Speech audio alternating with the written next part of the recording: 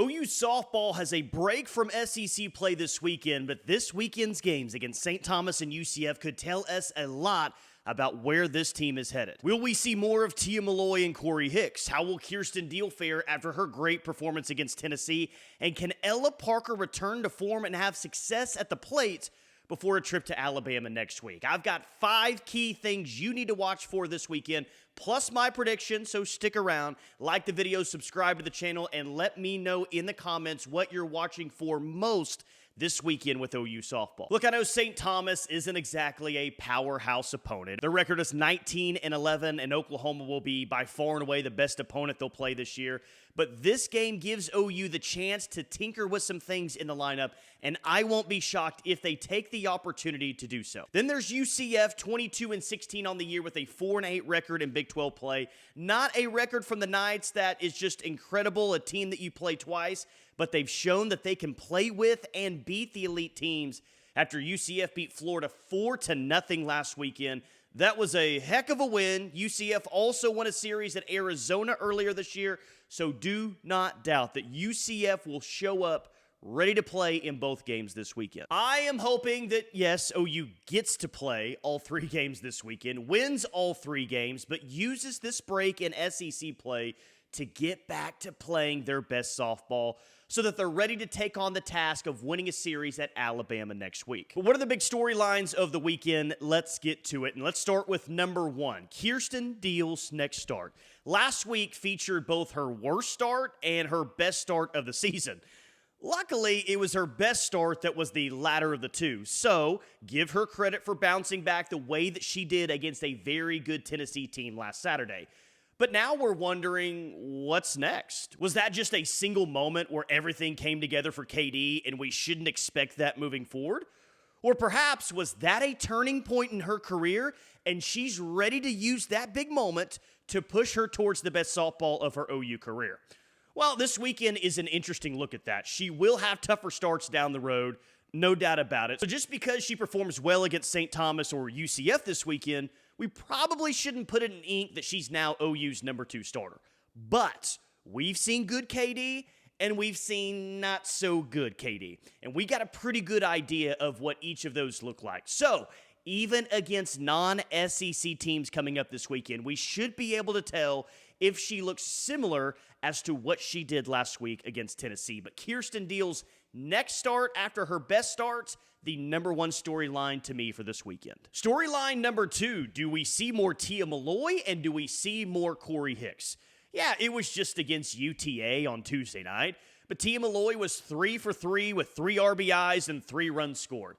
Corri Hicks was 2 for 3 with a home run and 4 RBIs. It wasn't against an elite opponent, but it was 2 of the best performances of the entire night. So it's got to count for something, right?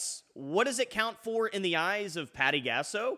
We'll find out this weekend, but there's absolutely a chance Patty gives them more opportunities in a weekend like this. And hey, if they do something with their next opportunity, who knows what we could be talking about in a week's time. But when you get an opportunity, especially in this program, when you get an opportunity, you've got to make the most of it. And credit both Milloy and Hicks. They did that on Tuesday night. And with their performance and the rest of the freshmen producing like they did and have so far this year, it's only created even more excitement about what this freshman class already is and what it could be moving forward in the future. Storyline number 3 for me, Ella Parker. She got the night off on Tuesday, so how much will we see her this weekend? Well, here's a quick reminder of what Patty Gasso said about Ella Parker last Friday night if asked if she would consider taking her out of the lineup. No, I will not. I will not take her out of this lineup because she is one of the best hitters I've ever seen. Maybe you're not seeing it the way you want to see it, or I'm not seeing it the way I want to see it right now,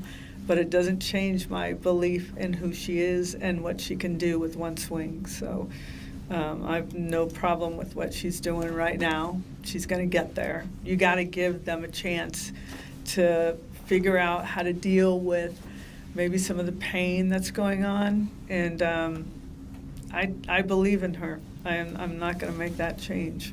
So yeah, Patty was pretty adamant at that time about not taking her out of the lineup. And even though things didn't necessarily get better for Ella Parker throughout last weekend, I would expect to see her a lot this weekend. And I would expect to see her a lot this weekend because it's an opportunity for her to get her groove back at the plate. She's clearly affected by the injury she has. But I also wonder where her confidence is at right now during this slump in SEC play. I think with the night off on Tuesday and a return this weekend, it could be a great opportunity for Ella Parker to get her confidence back and to get her swing right before OU hits the stretch run in SEC play. Because let's be honest, yeah, Nellie's hitting the ball well, Pickering's on fire, Gabby Garcia has been great, but if OU wants to recognize its full potential, it wants to win a national championship again this year, Ella Parker's going to have to be at her best. Storyline number 4, might we see Audrey Lowry this weekend? We haven't heard any official word from Patty Gasso, but for what it's worth, I did see her in the OU bullpen on Sunday during the Tennessee game doing some work. Not that it necessarily means that she's close to returning, but it does mean that she's at least throwing. So I think it's fair at this point to be optimistic that she'll return soon. And it will be very, very big news for this team when she does. She delivered an incredible performance against South Carolina the last time we saw her start in SEC play. There was a ton of excitement with her, and then she got injured. And she's been unavailable for the past few weeks now. So I would love to see Audrey Lowry get in this weekend, not even in a starting role, but just in a relief role, to get her feet underneath her before this team returns to SEC play. Because she's going to be a very big part of things in the circle when she's back. Several of you think that she's most likely to be this team's number 2 pitcher. And today, I agree with you. But she's still a freshman. She still needs innings, especially before we get to the postseason run. I'm hoping she's back this weekend, but if nothing else, it does feel like we're close to seeing Audrey Lowry back on the field again. Storyline number 5, let's get back to the pitchers. Isabella Smith just hasn't been her best self since SEC play began. She was awesome, and I mean awesome in the non-conference, and had a 0 ERA a few weeks into the season. But it just hasn't been as smooth recently. We didn't see her at all against Tennessee, so it was nice to know that she is available after she pitched on Tuesday at UTA. So what should we expect from Isabella Smith moving forward? Should we hold out hope that she could regain to what she was earlier in the season? Or has SEC competition shown us what our expectations should be moving forward? I still think that she's capable of more of what she's given over the course of the past few weeks. But it feels like she needs to regain confidence in all her pitches. Earlier in the season, she was rarely walking anyone. And lately, that just hasn't been the case, and it's one of the big reasons why we've seen her walk more hitters and given up a whole lot more of hard-hit balls.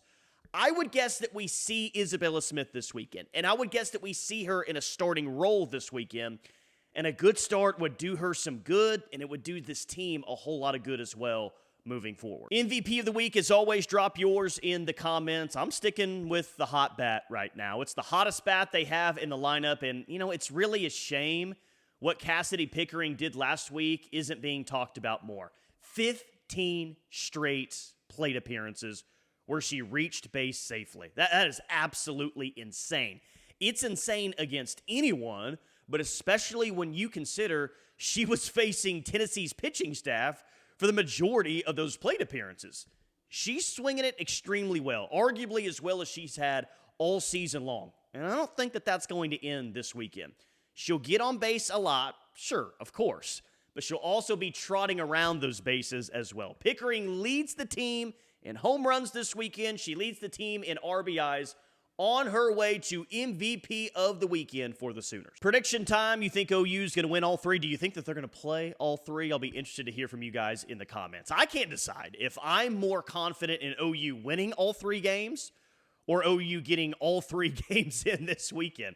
Hopefully both will happen, and I feel good about Game 1 against St. Thomas. I think OU rolls the Tommies, which is a pretty fun mascot name, by the way. I'll take OU 11-1 in Game 1 to start off the weekend against St. Thomas in run rule fashion. Then OU will turn around on Friday night and play the first of 2 games against UCF, clearly the better opponent of the weekend. Could the Knights push you this weekend? Absolutely, they could. They just recently beat Florida and shut them out. and they just might push you this weekend. But if this is the game that Sam Landry pitches, I expect OU to play well and limit UCF offensively. I'll take the Sooners to win both games of the Friday doubleheader. Give me OU 8, UCF 1 to get win number 2 on the day. OU is then scheduled to close out the weekend against UCF on Saturday with a 12:30 first pitch. Look, I think that there will be a close game this weekend, and I think that that close game will be against UCF. I'll say that it happens on Saturday. A fun, close game on Saturday. OU wins it, but it's a tight win, 5-4 win over the Knights to secure win number 35 on the season. OU finishes the week 4-0 as we look forward to a Bedlam matchup next Wednesday and a road trip to Alabama. A big, big week coming up next week for this OU softball team. Lastly, just wanted to offer thoughts and prayers to Florida State head coach Lonni Alameda. It was revealed this week that she is undergoing treatment for breast cancer, but will continue to coach her team this season. That was announced back on Monday. And I've just always been a fan of Lonni Alameda. We obviously know the connection that she has with Oklahoma, but I've always admired her program from afar. You've had some epic matchups with Florida State. Lonni has never said anything negative about Oklahoma or Patty Gasso or anything like that. Just have always been a fan of Florida State softball, a huge fan of Lonni Alameda. So, and I know that I speak for everyone in the comments as well. And if you got something that you'd like to wish to Lonni Alameda, would love to see that in the comments as well. But just hope this turns out well for Coach Alameda. She's an awesome person. She's a great coach as well.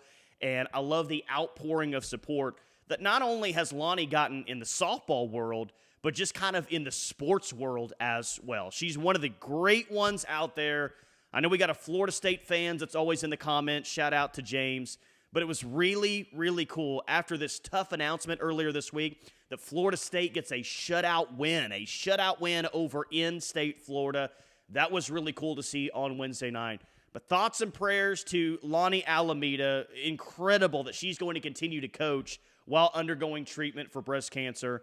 And hope all is well for Coach Alameda. They have a great ending to the season. We're thinking about you, Coach. I know everyone around here is thinking about Coach Lonni Alameda. All right, as always, thank you for watching. Like the video, subscribe to the channel as well.